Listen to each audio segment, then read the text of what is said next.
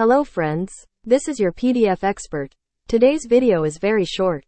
It is just give you some information on how you can use the Acrobat features without install the desktop application. To get the full features we have to use the desktop application, but we can use some of the tools using the browser also. To do that, open your browser, like Chrome, Edge, Safari, Firefox etc. Search documentcloud.adobe.com.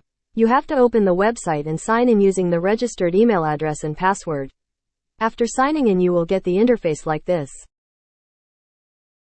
From the top left corner you have to click on All Tools, and then you can use some of the feature of the Adobe Acrobat desktop application. If you are facing any issues, you can contact us using the email address mentioned in the video description. See you soon with the new video.